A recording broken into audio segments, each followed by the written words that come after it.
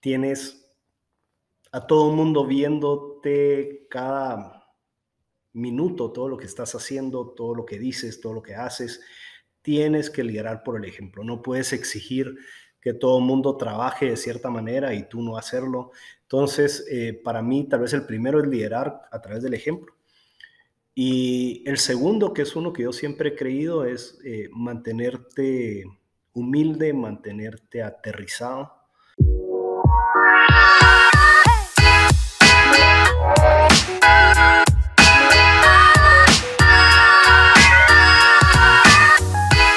Hola, bienvenidos. Soy Pancho Mora y más que un podcast es un conversar sobre organizaciones autogestionadas.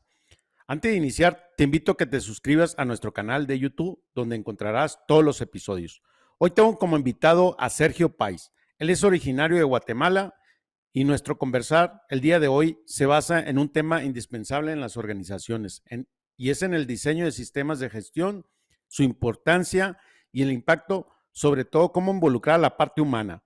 En nuestro conversar hablamos también del impacto de la transparencia, la confianza y sobre todo cómo crear un entorno de negocio donde todos sean emprendedores dentro de sus unidades. Así que los dejo con Sergio. Hola Sergio, bienvenido. Qué gusto de tenerte aquí en este conversar y la verdad me da mucho gusto que estemos aquí juntos, ¿no? Después de que nos conocimos por un tercero que una persona de Bolivia me recomendó contigo. Muchísimo gusto, Pancho. Es un honor estar aquí acompañándote. Qué bueno, qué bueno. Pues bien, mira, me interesó tanto tu historia que recuerdo cuando estuvimos conversando, pues me impactó tanto que me parece pues algo que realmente en este podcast el propósito es inspirar y creo que tu historia es realmente inspiradora y bueno, me gustaría preguntarte cómo llegaste tú, tu historia de conectar y hacer un estilo de gestión muy propio tuyo como lo hace tu organización y creo que eso pues impacta, ¿no? Sobre todo en Guatemala y en nuestros países de América Latina, ¿no? Sí, con gusto. Mira, realmente nosotros creo que nuestra bendición como empresa es que nacimos de una crisis. Fue una gran crisis, teníamos una gran necesidad. Yo a veces me pregunto si no hubiéramos tenido la crisis, si hubiéramos tenido ese deseo de implementar estos sistemas de gestión. Probablemente si no hubiera crisis, hubiéramos sido rentables, no hubiéramos tenido esa necesidad de descubrir. Pero como veníamos de una gran crisis, la empresa prácticamente estaba quebrada, nos quedamos sin liderazgo. Fueron una serie de crisis bastante fuertes que vivimos que nos obligó a encontrar una mejor forma de hacer las cosas. Y yo siempre he creído que yo a veces me digo que soy un copión, me encanta copiar lo mejor de los demás. Yo creo que no hay que reinventar la rueda. Ya hay gente muy inteligente que ha inventado modelos de gestión muy buenos, muy avanzados. Y nosotros creo que lo que hemos hecho es ir aprendiendo de los mejores y copiando los mejores modelos que hemos visto funcionar en distintas empresas. Entonces, cuando hablamos de un sistema de gestión, realmente no es un solo sistema, es un sistema integral al final del día, pero es un compendio de muchos sistemas de gestión que hemos ido aprendiendo a través del tiempo, que han sido las mejores prácticas que hemos visto en empresas o a través de consultores que hemos ido implementando a través de esto, pero nace como una necesidad porque estábamos en la quiebra y nace como una necesidad de reinventarnos. Tal vez lo último que te diría es que cuando yo arranqué, mi padre acaba de fallecer, tenía 23 años. La primera asignación que me dieron fue estar en múltiples juntas directivas y desde la junta directiva me daba cuenta que primero todos los negocios a través de las múltiples juntas directivas, todos estaban mal, pero luego una junta directiva lograba resolver un problema complejo, por ejemplo, la selección de un ERP. Y ese proceso nos tomaba años y luego íbamos con la siguiente junta directiva y el gerente general de esa empresa decía no, porque nosotros somos diferentes y ellos tenían que escoger un ERP también y era todo un proceso de nuevo. Y para mí eso fue un tema tan frustrante y también una fuente de iluminación de que no puede ser, de que tengas que volver a repetir las mejores prácticas en cada empresa, donde cada gerente general opera de una forma descentralizada y donde cada gerente quiera hacer su versión de las cosas. Si ya lograste resolver una mejor práctica, ¿por qué no replicarlo a través de las múltiples empresas o las múltiples regiones? Entonces, eso también fue otra fuente de inspiración de medir 3 veces y cortar una vez, pero realmente poder replicarlo a través de la organización. Ya. Y dentro de esto, al final llegas a un modelo que pues es muy propio y estilo de ustedes. ¿Y cómo es que opera tu modelo? O sea, un poquito, sé que tiene como esta parte de tres partes ahí como fundamental, ¿no? Hablas de la estructura, de la cultura y de una economía interna, ¿no? Así es como lo entiendo que en esos pilares te basas. Y cuéntanos un poquito de esto, cómo es cada una de esas partes. Sí, con gusto. Mira, cuando comenzamos a aprender sobre esto, yo comencé a leer mucho, buscaba en Amazon y metía sistemas organizacionales, sistemas de gestión. Sorprendentemente no hay mucha literatura, hay mucha literatura de liderazgo y hay algunos que se meten a sistemas de gestión. Creo que en los últimos 5 años han habido más libros sobre sistemas de gestión, pero algunos de los libros que yo encontraba hablan sobre más que es un arte y realmente era un poco complejo encontrar un libro que fuera un poco más un manual instructivo de cómo implementas estas cosas. Hasta que por fin fuimos encontrando literatura sobre la ciencia del diseño organizacional. Y la ciencia del diseño organizacional, que es la base de todos los sistemas de gestión, parte de 5 grandes sistemas. 3 de esos sistemas son los pilares grandes y hay 2 sistemas que son más pequeños. Estructura, cultura y economía interna son los sistemas grandes y los sistemas más pequeños son métricos y el quinto son procesos. Entonces, esos son los 5 grandes pilares de la ciencia del diseño organizacional y luego hay múltiples sistemas de gestión adentro de cada uno de estos 5 grandes pilares de sistemas organizacionales. Ok. Y dentro, cuando hablas de estructura, de dónde parte esto? ¿De cómo se compone? Y cuando hablamos de estructura me refiero la estructura es que vamos a hacer este diseño, o ¿de dónde se parte? Y si quieres, déjeme arrancar un nivel más arriba.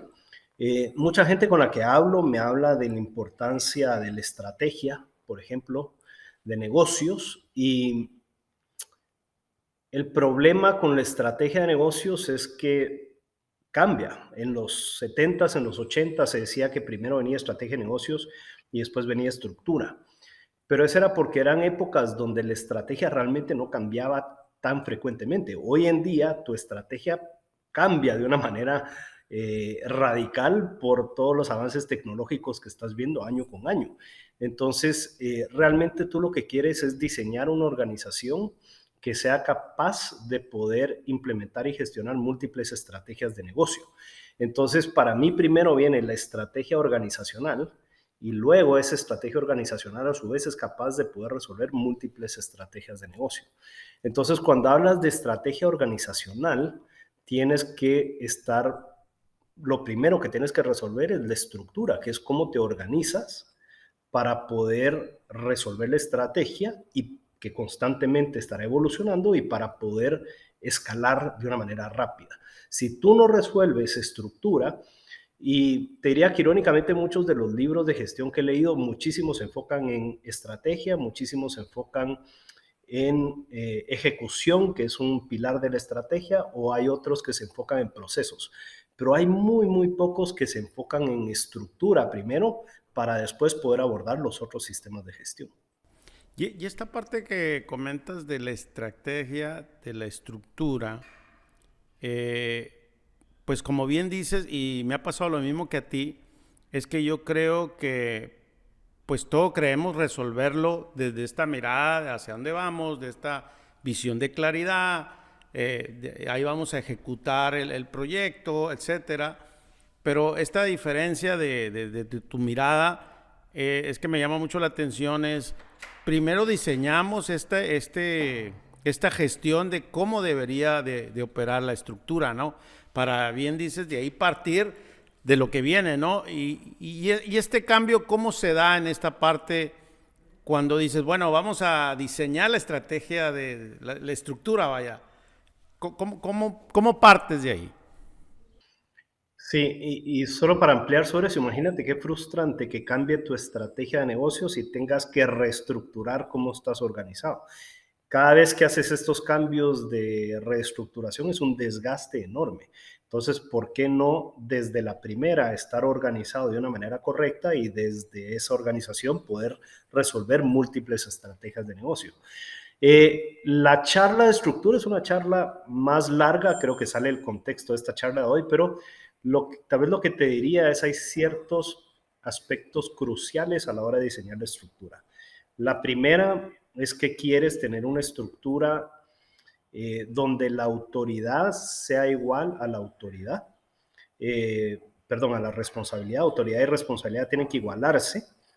Eh, de lo contrario, paras teniendo una estructura donde tienes víctimas o tienes tiranos y quieres realmente que ese diseño esté igualado la autoridad con la responsabilidad. Segundo, quieres una estructura de empoderamiento, donde todos puedan ser emprendedores dentro de la organización. Y para eso lo que haces es que diseñas los trabajos alrededor de líneas de negocio. Y a eso se le llama un concepto que se llama la empresa dentro de una empresa, donde tú quieres microempresas adentro de una gran empresa, liderada por emprendedores que son empoderados. Entonces, eso es bien poderoso, distinto a funcionarios en una organización que no es empoderada. Eh, y a esta nueva estructura se le llama una organización de mercado, donde tienes empresas dentro de la empresa liderada por emprendedores. Cada una de estas empresas o líneas de negocio, lo que estás buscando es crear centros de excelencia que no se repitan, en otras palabras, que sean centralizados. Entonces, en nuestro caso, por ejemplo, tenemos una sola área que es expertos en almacenes y ellos manejan todos los almacenes en todos los países, en todos los negocios y ellos son súper expertos en eso. Y ellos venden su servicio de almacenaje a lo interno en la empresa. Uno de ellos un día me dijo, mira, somos tan buenos en solo manejar almacenes, solo eso hacen, que pudiera yo vender mis servicios a externos. Y después de pensarlo, dijimos, siempre y cuando no sean competencia y no perjudique el nivel de servicio interno, le puedes vender a externos. Entonces, hoy lo que tenemos son emprendedores que manejan líneas de negocio que tienen clientes internos y que tienen clientes externos y son súper especialistas en un área.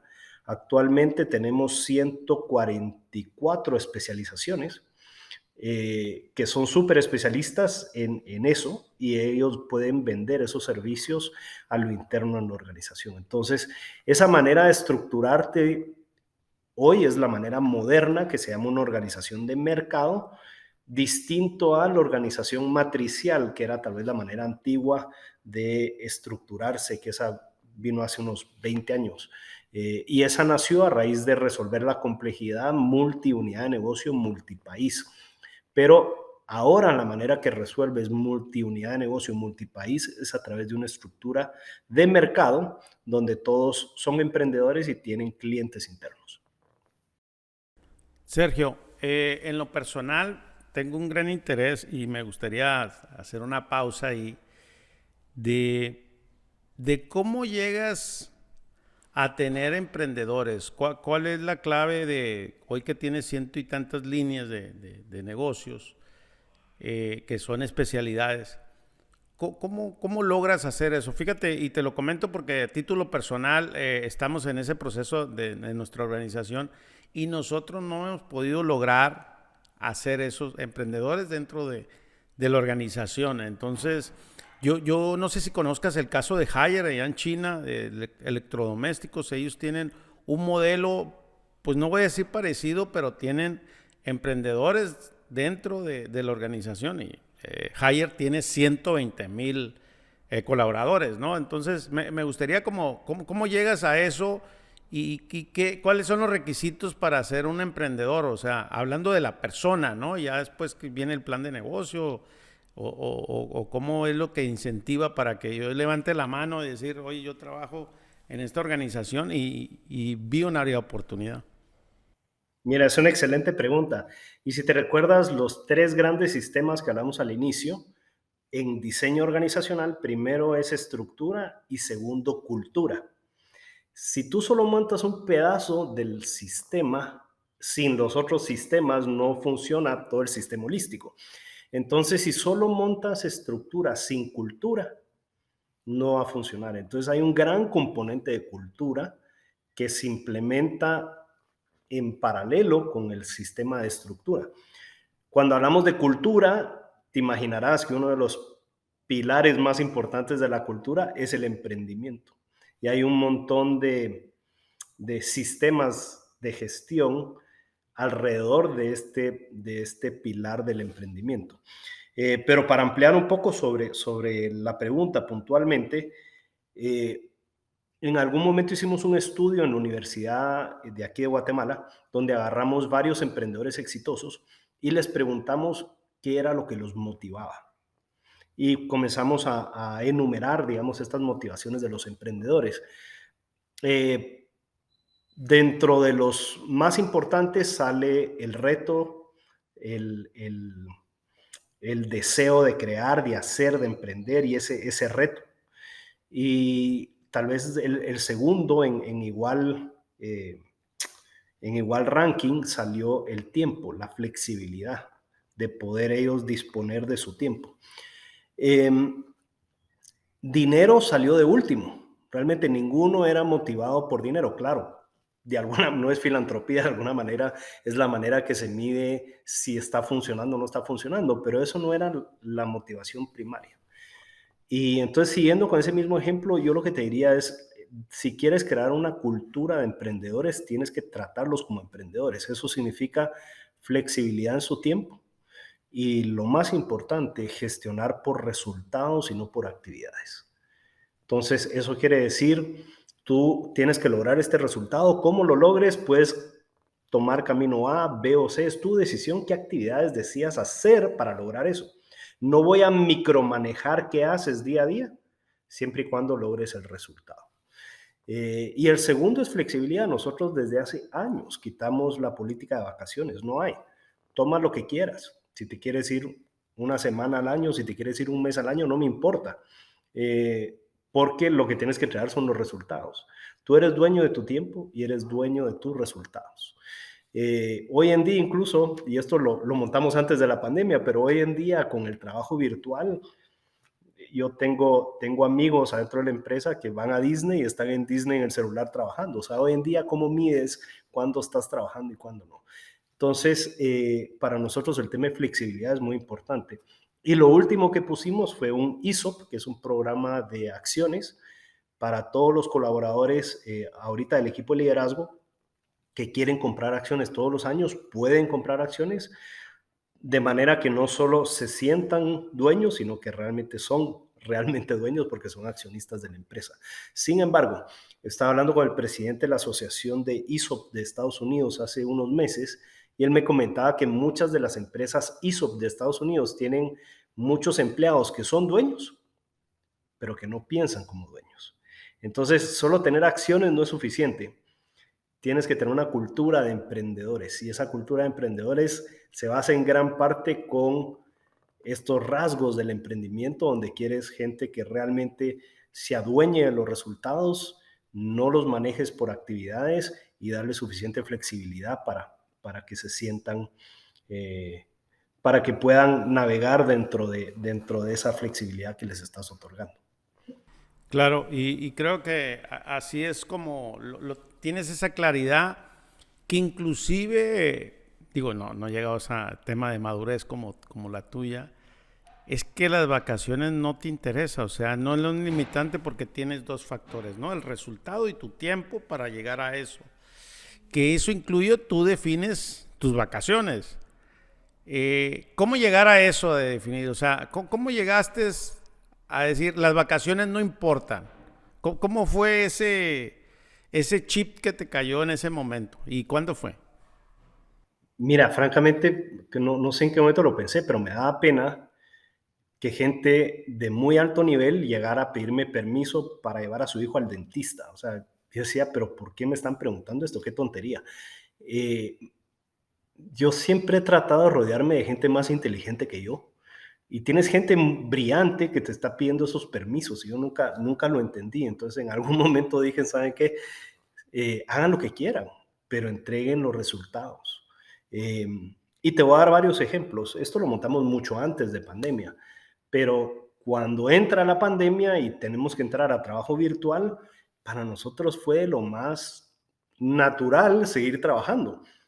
Pero tenía un amigo que me dijo, me preguntó, mira, cómo hacen ustedes en la empresa?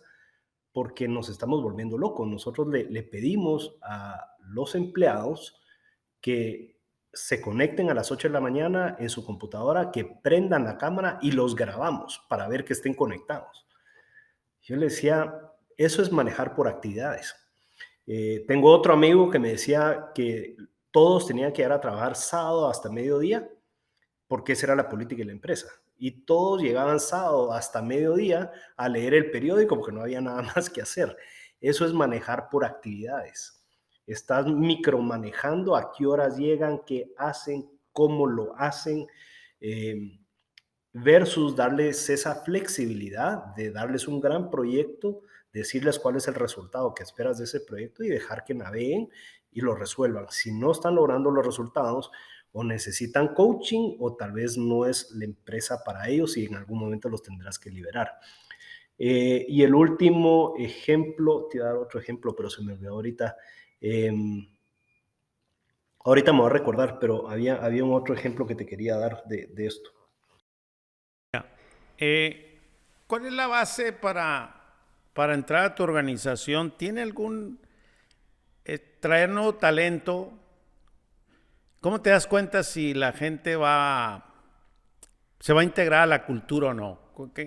¿Cuáles son como los insights, es hackear, decir, esto sí funciona, esto no? ¿Y quién lo hace, no? O sea, ¿cómo tu equipo tienes una área específica o cada quien, como decimos en México, se hacen bolas, ¿no? O sea, ahí tú resuélvelo, ¿no?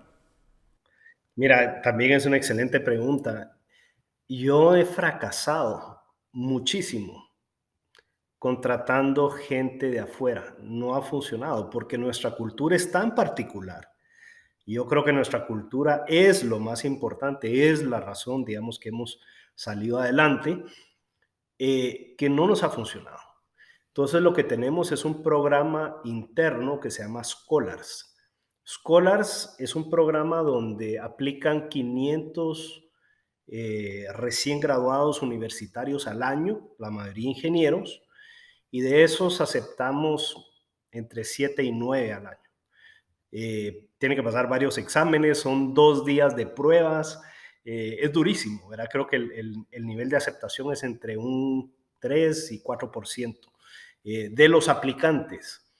Los que logran pasar y logran entrar, pasan por un programa que dura entre 2 y 5 años de entrenamiento y eso prácticamente lo que es que los vamos rotando en distintas áreas de la organización, de ventas, pasan a mercadeo y después pasan a finanzas, aunque no sepan nada de eso, aunque no hayan estudiado nada de eso, pero tienen que ir pasando y rotando y consiguiendo experiencia en distintas áreas de la organización. Y lo otro es que no son estudiantes que van a sacar fotocopias, o sea, sí entran y sí les dan proyectos de a de veras con responsabilidad y empoderamiento. Y te diría que es en ese proceso donde vamos viendo a estos jóvenes que son brillantes, les vamos viendo si tienen fit cultural, si tienen este espíritu de emprendimiento. Y te diría que hoy gran parte de nuestros gerentes vienen de ese programa y creería que nuestro crecimiento a futuro depende de lo que estemos, lo que estemos desarrollando y sembrando muchos años atrás en términos de desarrollo de talento. Ah, muy bien, muy interesante. Pues tienes una escuela y sobre todo esta preparación de 2 a 5 años, o sea, sumamente vas puliendo, ¿no? Esos diamantes que entran, digo, vulgarmente decimos en bruto, no sé si en Guate también lo dicen, pero tienes esos visores que los van formando y a ver si van a tener este espíritu de emprender y dentro de la cultura que ya está muy establecida y hablando de la cultura, ¿qué prácticas tienes en las culturas que mides? ¿Mides alguna práctica en la cultura o no se mide en la cultura? Simplemente es la cultura es la que tienen o cómo es que se va creando, evolucionando y transformando. Sí, tal vez ahorita que lo mencionas, porque estamos hablando de sistemas de gestión al inicio, tienes los grandes sistemas organizacionales y luego tienes múltiples sistemas de gestión que componen estos sistemas organizacionales. Entonces, a veces cuando hablo, no sé si se escucha muy abstracto, pero para simplificarlo y aterrizarlo, un sistema de gestión puntual es el sistema de reclutamiento que te acabo de explicar. Ese sistema de gestión está documentado extensamente cómo funciona, cuáles son los pasos. O sea, tú vas año con año y es una réplica idéntica cómo funciona ese proceso. Y de hecho hay un sistema de mejora continua que ocurre para ver cómo vamos mejorando ese proceso. Entonces, ese sistema de gestión de reclutamiento es parte esencial del sistema organizacional de cultura. Otro de los sistemas de gestión que tenemos es la evaluación de desempeño anual, donde evaluamos los comportamientos, cómo se están comportando acorde a nuestra cultura, y eso lo hacemos a través de una encuesta 360, donde validamos que te estés comportando con los atributos de liderazgo que nosotros hemos definido que esperamos de ti. Entonces, esos son dos ejemplos de sistemas de gestión que son parte del sistema más grande organizacional de cultura. Ya, bien, me queda claro. Y regresando un poco bueno, en este sistema organizacional, eh, que esta parte quisiera saber como en claridad, ¿es jerárquica tu organización o hablas cuando hablas esta autoridad con autoridad es más horizontal? ¿Cómo la definirías? Es una excelente pregunta. El dibujo es jerárquico, pero en la práctica no es jerárquico. No sé cómo se escucha. Esa está buenísima, eso me interesa mucho. ¿Cómo al final es jerárquico, pero no es jerárquico? O sea, porque entiendo que la autoridad está dentro de la autoridad en la operación, y ahí me quedo, ¿no? Ahí me quedo con esa inquietud de cómo es que opera en esta parte. Sí, tal vez la razón que dije que en la práctica no es jerárquico es por dos razones. Primero, yo siempre he creído que la organización es una pirámide inversa. Eh, el líder de hasta arriba realmente tiene que estar hasta abajo y los líderes, nuestro rol es servir. Y si nuestro equipo tiene las herramientas y tiene todo lo que necesita para ser exitoso, yo he cumplido mi rol como líder. ¿Cómo ayudo y cómo sirvo a mi equipo a que ellos sean exitosos? Entonces, de una manera práctica, todos los líderes estamos a disposición de los que realmente están haciendo el día a día en el negocio, de cómo les ayudamos, cómo les servimos para que ellos sean exitosos. Si ellos van a ser exitosos, por supuesto que toda la organización va a ser exitosa. Esa es la primera razón. Y la segunda razón es que en el modelo de empresa entre la empresa, a pesar que todas las grandes áreas reportan a mí, a tu servidor, realmente todos tienen clientes internos y se sirven entre ellos. Entonces, por ejemplo, el líder de ventas contrata internamente un servicio de entrega. Entonces, el que brinda servicios de transporte reporta a mí por hacerlo simple, realmente reporta operaciones, de operaciones reporta a mí, pero digamos que reportan a mí, pero tienen un cliente interno al que deben servir. ¿Cuál es la diferencia entre los dos? Cuando reportan al líder, el líder es responsable de la evaluación de desempeño, de los métodos y las herramientas en su trabajo y la gestión de su trabajo. Cuando reportan al cliente, realmente el cliente no les puede decir qué hacer, porque eso sería manejar por actividades. Pero el cliente sí mide qué tan satisfecho está a través de un NPS. Entonces, el cliente interno los mide por dos variables. Estoy contento con el nivel de servicio y cuánto es el costo unitario comparado al mercado. Pero eso se llama organización de mercado, porque es como que si tercerizaras toda la organización, lo puedes tercerizar afuera o interno, pero estás comparando con el mercado, qué tan eficientes son. Entonces, en ese sentido, la organización no se comporta de una manera jerárquica. Y se me vino ahorita, y creo que resuelve esta pregunta también de lo que iba a decir anteriormente. La última adquisición que hicimos, una empresa muy bonita en El Salvador, todo se consolidaba con el líder, el dueño o gerente general de la empresa. Él firmaba los cheques, él compraba, ¿verdad? Y estas organizaciones, era una organización muy exitosa, pero todo se concentra en el líder. Esto en el libro Good to Great le llaman el genio con 1000 ayudantes. Una persona muy capaz, pero una organización que no está empoderada. Cuando nosotros adquirimos el negocio, mucha gente, cuando yo llegaba a visitar a este país, que fue en El Salvador, mucha gente llegaba con los cheques y con cuánto producto compramos. Yo les decía, pero eso no es conmigo, no tengo idea de lo que me están hablando. Eh, y la gente se asustaba al inicio, cuando comenzamos a bajar el empoderamiento, le decimos, no, esto, cada quien tiene un rol, autoridad con responsabilidad, y vamos a bajar el empoderamiento.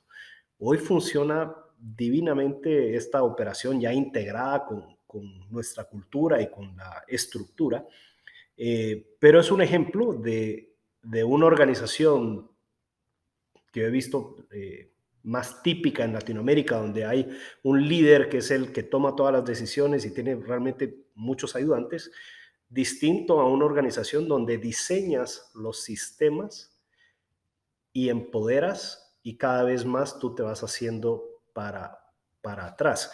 Yo te diría hoy en día, yo en las reuniones, si hablaré un 5 o 10% de la reunión es mucho, porque cada vez estás empoderando y delegando y rodeándote de gente más inteligente.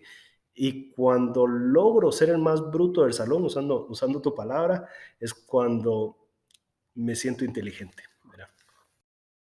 Y bueno, me gustaría aprovechar el tema, no la inteligencia, Sergio, me gustaría que conversemos sobre tu liderazgo y liderazgo. Se habla mucho de liderazgo, se habla mucho de los fundadores.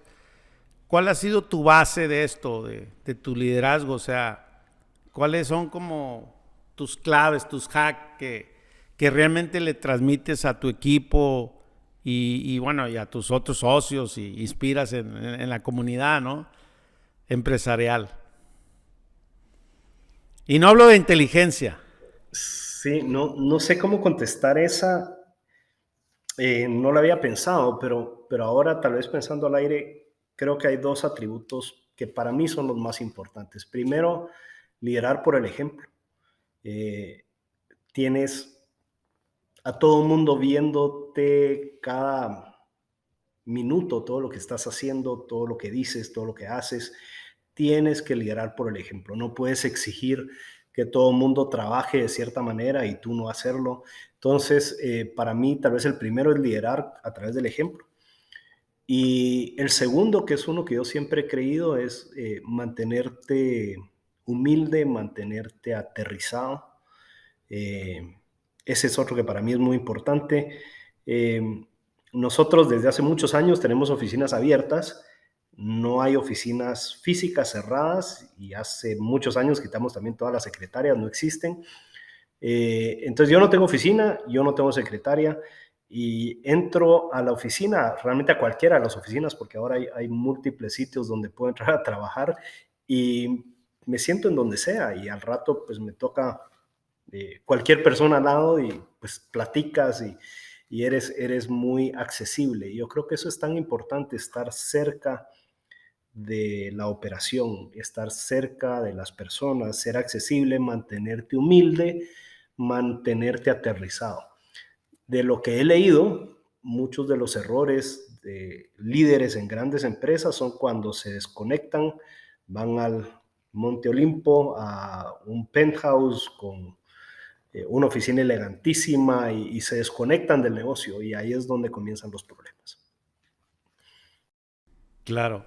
Y ahorita que te escuchaba de estos temas y tu base de liderazgo, y creo que hay un tema de conciencia al final, de que te vas conectando con esto y dices, bueno, esto funciona, esto me hace sentir bien, esto le aporta valor a mi comunidad, a mi organización.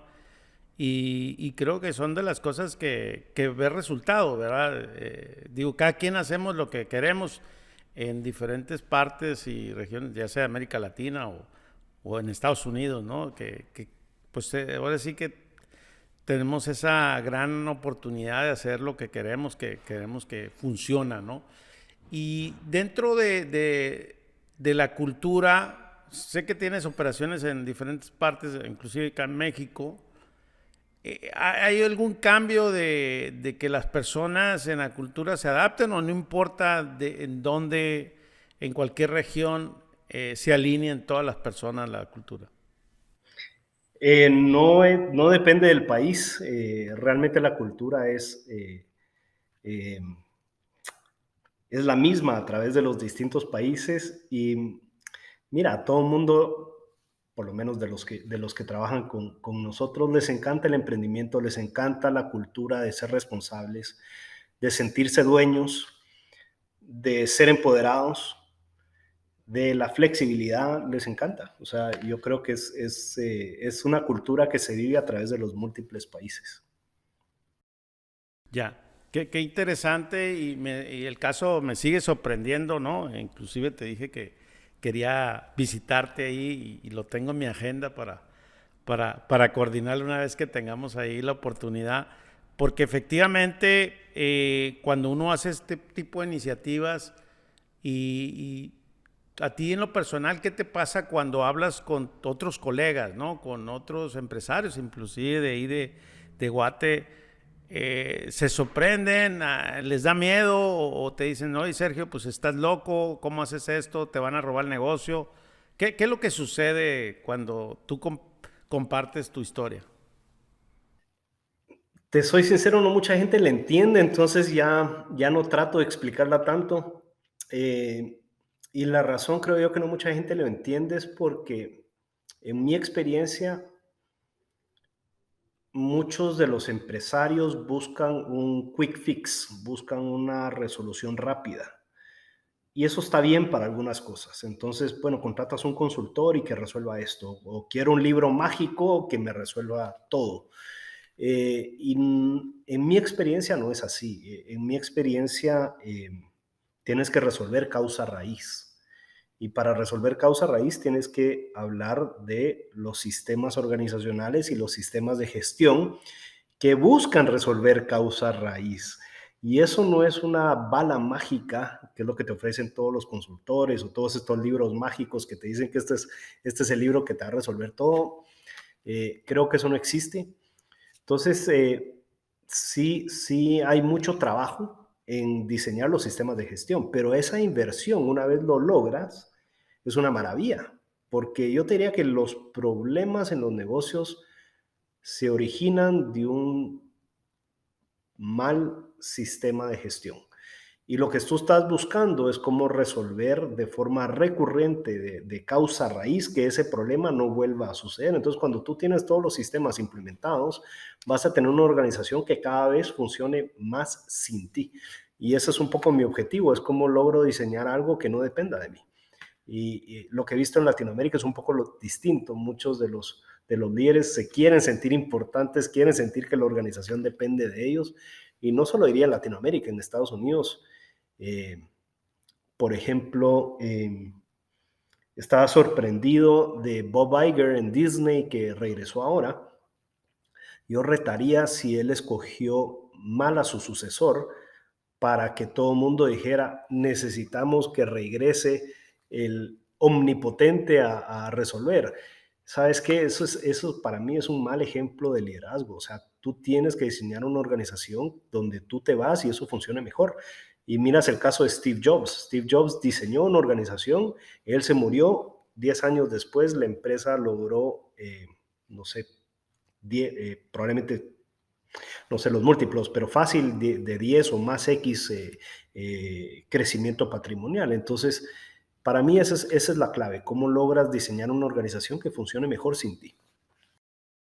Y totalmente de acuerdo y coincido yo, ahora que me retiré, pues estoy ahí aprendiendo en el diseño organizacional, 15 meses fuera de la operación, y es estar y no estar, ¿no? Digo, a lo mejor tú participas más en la reunión, yo participo creo que mucho menos.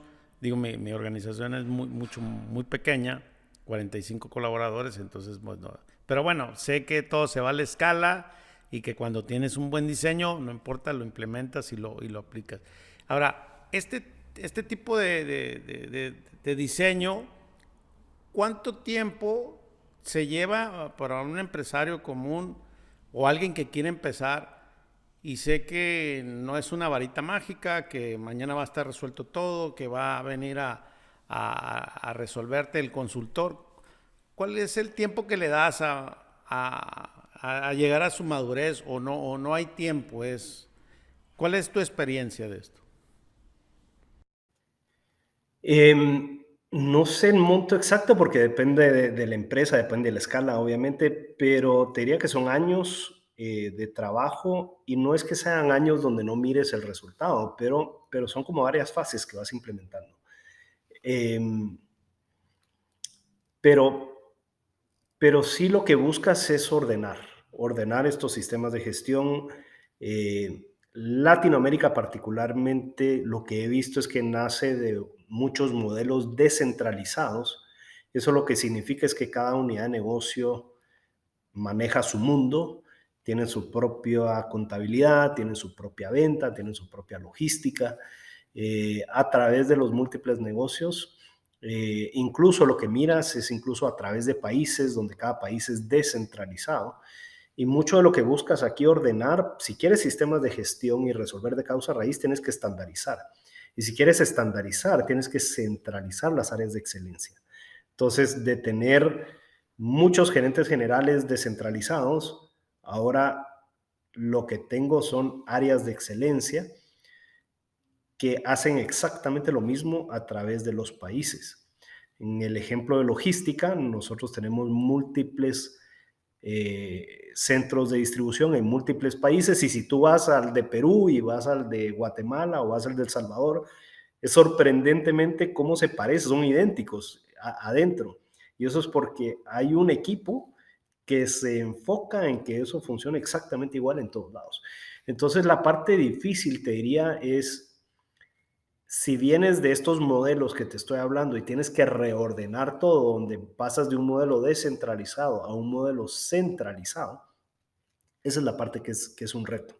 Decirle a los gerentes generales, tú ya no vas a manejar un negocio, tú vas a manejar un área, pero va a ser un área que va a servir múltiples negocios. Entonces, esa es también la parte que es más tardada, que es un reto.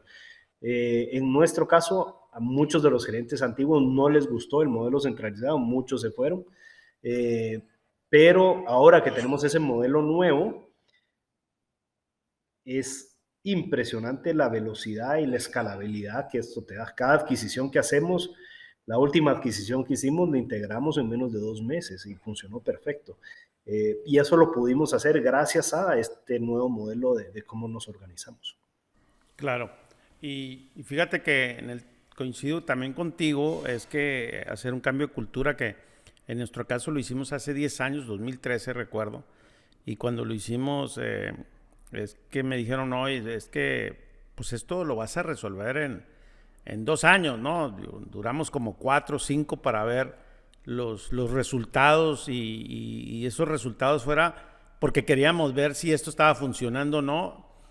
Y yo creo que el emprendedor y el empresario no está dispuesto a correr el tiempo porque entonces dice, híjole, yo no creo en eso, ¿no? Y yo creo que también es una forma, una mirada de ver las cosas, porque parece que nunca va a llegar a tener una cultura madura, más consciente y sobre todo que la pueda escalar, que pueda generar riqueza y compartirla. Entonces todo es a corto plazo, ¿no? No sé si así lo veas tú de esa manera. Y, y sí, adelante, adelante. Sí, totalmente, totalmente de acuerdo. Y lo que te diría tal vez es un paso más. No solo es corto plazo o el tiempo, te diría que es un tema de inversión. Una de las cosas que a nosotros nos ha funcionado muy bien y es parte del modelo clave es tener un equipo dedicado de diseño organizacional. Aquí hay muchos ingenieros trabajando en este departamento y su función es constantemente estar diseñando la organización. Eso es una inversión fuerte. Y cuando yo lo hice al inicio, ahí sí la gente dijo que estaba loco, los bancos dijeron que estaba loco porque era un montón de dinero invertido en algo que no le estás viendo el rédito inmediato. Claramente a través de los años ya lo estamos viendo. ¿Qué hay adentro de un equipo de diseño organizacional? Yo creo que parte de la razón que muchos líderes no hacen esto es porque no tienen este equipo de soporte que los ayude en esto. Entonces, dentro de diseño organizacional nosotros tenemos, obviamente, el diseño constante de la estructura, tenemos el diseño e implementación de la cultura, todos los programas de cultura.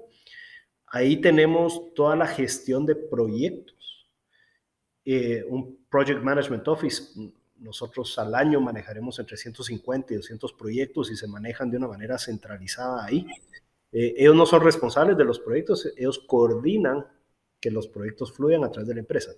Y por último, ellos son responsables de la documentación de todos los procesos y apoyar a las otras áreas en la reingeniería de procesos para su mejora continua. Entonces, es como un equipo interno de consultoría que su rol es mejorar el negocio de los demás. Son coordinadores en su esencia que están coordinando cómo las otras áreas pueden operar mejor entre sí. Ese equipo es un equipo caro. Son ingenieros de muy buen nivel que están apoyando constantemente en diseñar una organización de clase mundial. Eso nunca para, eso es constante todo el tiempo. Cuando tú me dijiste cuánto tiempo toma esto, yo te diría para siempre. Para siempre estamos constantemente retando el modelo, viendo cómo lo hacemos mejor. Entonces, es esa inversión de ese equipo de ingenieros, dependiendo de la escala en tu empresa, cuánta gente tengan. Nosotros en el área de diseño organizacional probablemente tenemos, no sé, 30 ingenieros ahorita que están tiempo completo dedicados en esto.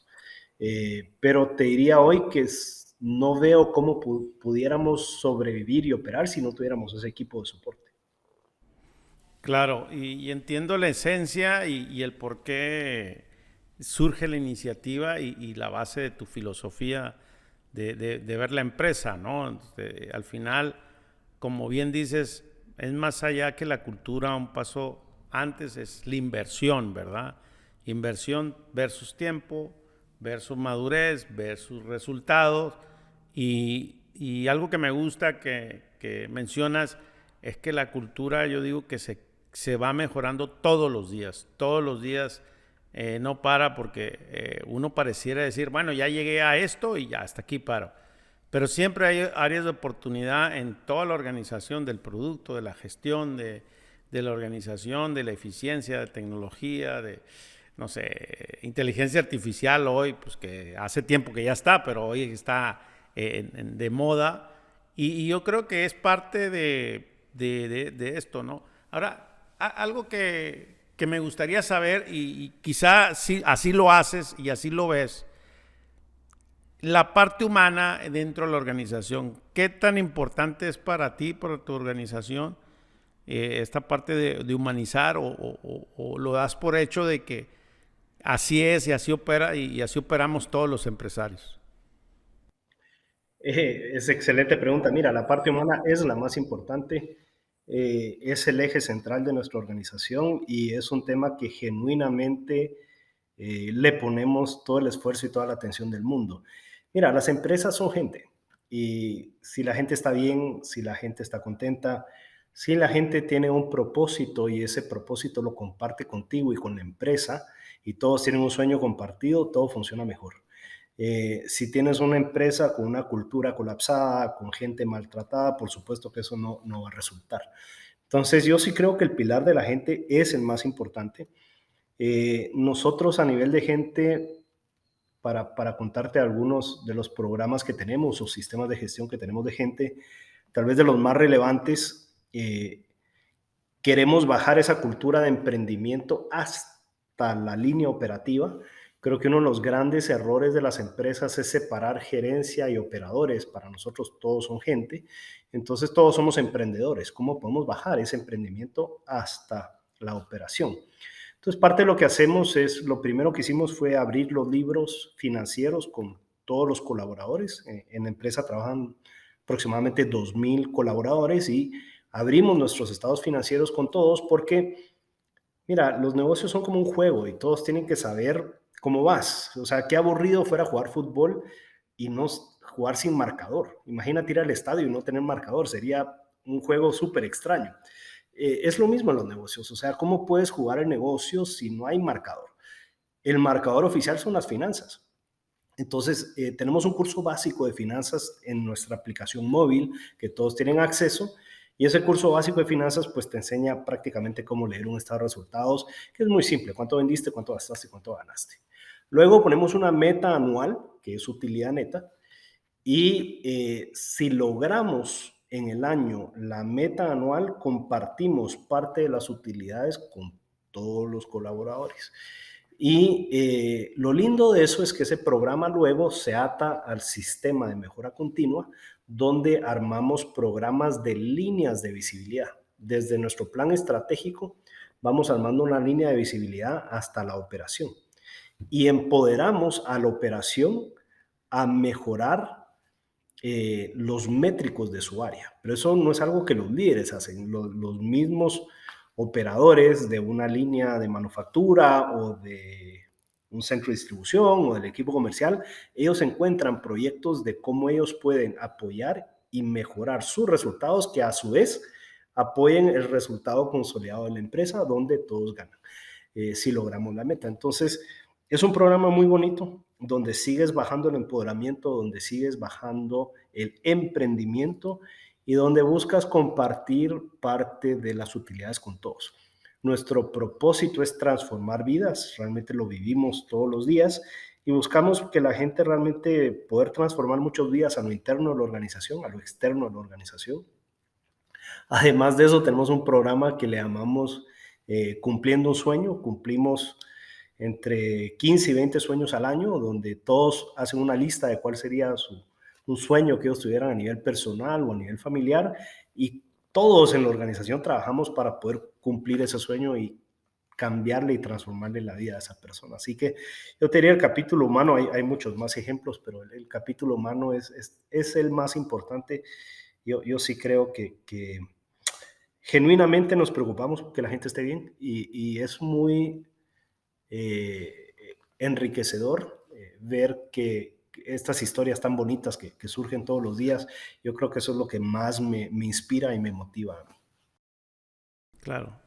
Y Sergio, y hace un momento comentabas la parte de la transparencia. Y decidiste abrir los números. ¿Qué sucedió cuando se hizo esto por primera vez y si tuvo un impacto? Y a la gente le interesa saber este tema de cuál es el estatus de la empresa.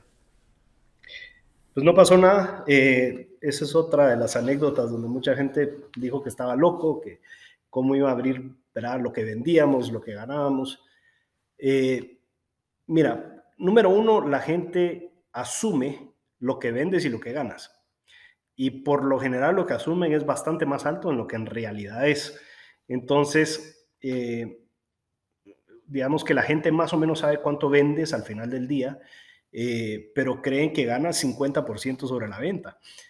Cuando obviamente eso no es el caso, las empresas paran ganando sustancialmente menos. Entonces, creo que mucha gente a lo interno se sorprendió lo difícil que es un negocio, lo difícil que es ganar dinero cuando miran los márgenes. Y entonces creo que eso generó mucha conciencia a lo interno Y luego te diría que nada, solo cosas buenas pasaron, no pasó nada negativo. La gente está contenta de entender el negocio, que eres transparente, que les compartes información. Esta información la compartimos una vez al mes en la reunión de comunicación, que también se pasa en el móvil a los 2,000 colaboradores. Hay voluntarios todos los meses que se voluntarizan para presentar los estados financieros. O sea que puede ser alguien de cualquier nivel que va y presenta cómo nos fue en el mes y cómo vamos y qué tenemos que hacer para cumplir la meta y todos ganar el bono. Yo diría que solo cosas buenas pasaron. Mucha gente tiene mucho miedo de este tema, sobre todo en Latinoamérica, pero en mi experiencia no pasó nada más que cosas buenas. Oye, pues qué bien, qué bien. Sergio, ¿te gustaría agregar más a esta conversación? Eh, Tal vez solo el último tema que agregaría dentro de los sistemas de gestión es el sistema de gestión financiera, eh, que para nosotros es uno de los ejes centrales de los sistemas de gestión. Eh, Hoy en día todos los sistemas de gestión, la manera que al final se miden es si financieramente te están funcionando y están cumpliendo. Entonces, tenemos sistemas de gestión financieros muy ordenados y te diría que la parte de siempre estamos proyectando. Dicen que las dos habilidades de un líder es la habilidad de poder predecir y la habilidad de poder delegar. Por eso tú miras líderes en empresas públicas que dicen cuánto van a ganar el siguiente trimestre y cuando no lo logran la acción se desploma y pierden billones de dólares. Es porque no pudieron predecir correctamente. Entonces tenemos muchísimo enfoque de todos los líderes en la organización. Todas las semanas estamos prediciendo cómo vamos a cerrar el mes y cada trimestre cómo vamos a cerrar el año. Cuando encontramos brechas, se arman planes muy estructurados para cerrar brechas y poder así no tener sorpresas. Entonces, hoy te diría que la semana 3 del mes, nosotros ya tenemos estados financieros antes de cerrar el mes, tal vez con un 97-98% de veracidad y utilidad neta. Antes de cerrar el mes, cuando yo arranqué en este proyecto, no sé, teníamos estados financieros 2 o 3 meses después que solo los miraban los financieros. Hoy en día los estados financieros los miran todos y sobre todo el equipo de liderazgo. Hay una delegación de cada línea del estado financiero. Tenemos creo que 190 líneas en los estados financieros. Cada línea tiene un dueño y cada dueño es responsable de poder predecir cómo va a cerrar el mes y cada trimestre cómo va a cerrar el año. Y eso es un sistema que nos ha funcionado muchísimo en mantener este orden y este ritmo que la organización necesita con toda la integración de todos estos sistemas organizacionales. Y claro, y creo que me hace mucho sentido porque cuando tienes esa cultura de predecir, vas ajustando, ¿verdad? Tienes una efectividad del 97, 98%, que ya lo que falta, pues ya cuando está el estado de resultados, ya pasó inclusive un mes más, ¿no? Que los estás viendo.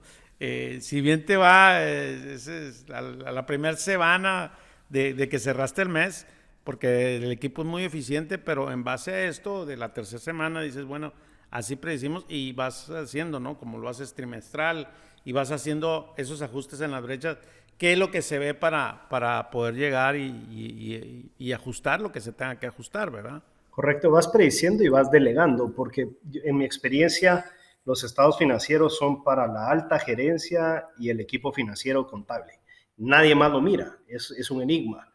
Eh, pero nosotros, digamos, esta delegación de cada línea del estado financiero llega al equipo de ingeniería, llega al equipo de operaciones, llega al equipo de manufactura, llega al equipo comercial. Todos los líderes tenemos una reunión semanal donde se conectan virtualmente 150 líderes y todas las personas no financieras están muy involucradas en la gestión financiera. Y eso es algo que nos ha cambiado el juego, ¿verdad? Porque los financieros no es para la gente financiera, los financieros son el marcador que todos tienen que usar para poder gestionar la empresa y por eso le llamamos que las finanzas es el eje central de todos los sistemas de gestión que estamos operando. Ya, buenísimo. Sergio, ¿qué mensaje les mandarías a los emprendedores, empresarios ahora sí, que pueden escuchar en esta comunidad y la audiencia pueden llegar a hacer esto? ¿Cuál sería esta fuente de inspiración tuya para la comunidad? Pues yo lo que les puedo contar es en base a mi experiencia, no dejen nunca de aprender. Yo lo que me he dado cuenta es que entre más aprendo, menos sé. Y todo el día estoy aprendiendo, todo el día estoy leyendo, todo el día me sorprendo de lo que me falta aprender y lo que estoy cada vez descubriendo. O sea que sean los estudiantes eternos, no paren de leer, no paren de meterse a cursos, que para mí esa es la fuente de crecimiento de todo emprendedor. Muy bien. Sergio, ¿dónde estás activo? Si alguien te quiere contactar, hacerte una pregunta, ¿estás disponible en una red? Uso pocas redes, para mí el uso de mi tiempo es tal vez de lo más importante en mi vida, entonces trato de quitar todo y enfocarme como láser en lo que estoy haciendo, pero con mucho gusto me pueden escribir un correo, sergio.pais@grupopdc.com, sergio.pais@grupopdc, P de Pedro, D de Dedo, C de Carlos.com, y con gusto yo les puedo contestar. Muchísimas gracias, Sergio. Y bueno, pues ya te estaré visitando, como lo dije aquí en el episodio, Mucho y te gusto. agradezco mucho. No, Saludos. sí, muchísimas gracias por el tiempo, muy amable. Sale, chao. Bye.